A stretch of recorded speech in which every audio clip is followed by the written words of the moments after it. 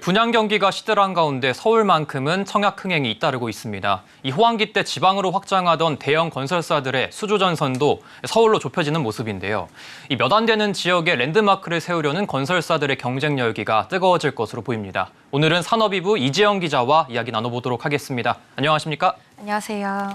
네, 하반기부터 서울 재건축 시공사 선정 시기가 좀 앞당겨지면서 건설사들의 수주 경쟁이 본격 시작이 됐습니다. 좀 빅매치가 예고된 지역이 어디입니까? 네, 우선 여의도와 강남 3구, 또 이제 성수동이 알짜 정비 사업지로 꼽힙니다. 지역별로 자세히 살펴보면 여의도의 경우에는 한양 아파트와 공작 아파트가 건설사들의 관심을 한몸에 받고 있습니다. 시공사 선정을 위한 현장 설명회에 대형 건설사 10곳이 참석했을 정도입니다. 또 강남 3구에서는 강남구 개포주동 5, 6, 7단지, 또 서초구에서는 신반포 4차, 송파구에서는 가락프라자와 잠실장미 1, 2, 3차가 주목을 받고 있습니다. 이 지역에서는 건설사들이 단지 내 조경이나 커뮤니티 시설에 고급화 경쟁을 할 것으로 예상이 됩니다. 또 성동구에서는 성수 1에서 4지구가 꼽힙니다.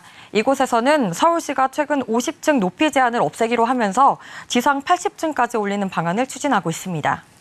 시장에서는 이 지역들의 인기 비결로 또 서울 내에서도 교통과 학군 등 생활 환경이 좋고 대단지로 탈바꿈 될 수 있다는 점을 꼽습니다. 또 인근에 재건축을 앞둔 단지들이 많다 보니 해당 지역에서 수주를 하게 되면 향후 이 지역에서 또다시 수주를 할 수 있는 가능성이 올라간다는 점에서 건설업계들이 관심을 갖고 있습니다. 이와 관련해서 건설업계 관계자 인터뷰 잠시 들어보겠습니다. 작년에는 지방과 서울에서 발생하는 정비사업 수주에 많이 참가를 했지만 올해는 서울시 조례 변경과 발맞춰서 서울에 조금 더 집중하고자 지방보다는 서울 수주에 힘을 쏟고 있습니다. 서울에서도 사업성과 입지가 좋고 회사 브랜드 홍보가 잘 될 수 있는 사업지 위주로 수주 계획을 구상하고 있습니다. 네, 이렇게 재건축을 수주할 수 있는 단지들이 많아진 건 안전진단 규제와 더불어서 또 재건축 사업 시 시공사 선정 단계가 앞당겨졌기 때문인데요. 이 때문에 서울 내 멈춰있던 재건축 사업 추진에 탄력을 받았습니다. 실제 서울시 조례 개정으로 올해 시공사 선정이 가능해진 재건축 재개발 사업지는 총 86곳에 달합니다. 네, 그런데 건설 경기가 계속 좋지 않았습니다. 그래서 건설사들이 수주 경쟁에 적극적으로 임하는 분위기가 좀 아니었던 걸로 알고 있는데 최근에는 왜 이렇게 분위기가 달라진 겁니까? 네, 우선 지난해부터 자재값 상승과 또 주택 경기 침체, 또 유동성 위기가 복합적으로 겹치면서 수도권 내에서도 사업성이 확실하지 않으면 굳이 나서지 않는 상황이었습니다. 실제로 최근에는 과천 주공 10단지 수주전에서 DLENC가 사업성을 이유로 입찰을 포기한 바 있습니다. 한 대형 건설사의 관계자에 따르면 지난해까지만 해도 서울과 수도권 내 대형 정비사업 단지 수주는 물론 또 가로주택 정비사업과 같은 소규모 정비사업에도 참여를 하고 있었는데 이제는 이 단지들은 아예 고려조차 하지 않는 상황이라고 합니다. 하지만 최근 서울에서 호황 못지않은 청약 열기가 계속되면서 건설사들의 수주 의지를 자극하고 있습니다. 그간 깐깐해졌던 사업성 잣대도 다소 느슨하게 풀면서 서울 수주에 열을 올리고 있는 모습입니다. 여의도 한양 아파트의 경우 수주를 따내기 위해서 포스코 ENC는 이제 공사비까지 낮춰서 제시를 했는데요. 이를 두고 한 건설업계 관계자는 평균 공사비보다도 한참 낮은 단가를 제시하면서까지 이제 제시를 했다는 거는 이제 시공사 입장에서 손해를 조금 감수하더라도 랜드마크를 지켰다는 의지로 풀이된다고 설명을 했습니다. 네, 이 건설 업황이 계속 좋지 않았다 보니까 건설사들이 선택과 집중을 하는 모습이네요.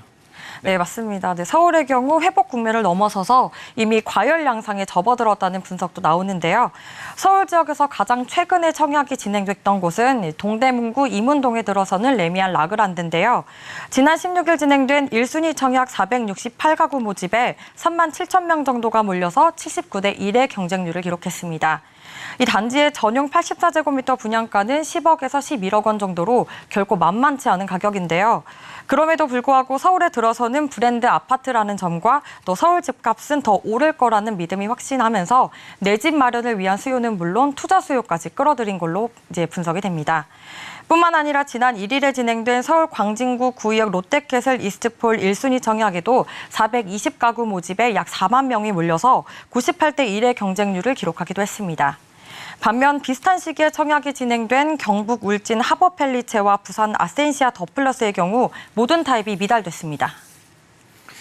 네, 지방은 미달 우려가 여전한 것 같은데 호황기 지방으로 확장될 했던 이 대형 건설사들의 발길도 줄었을 것 같은데 지금 어떻습니까?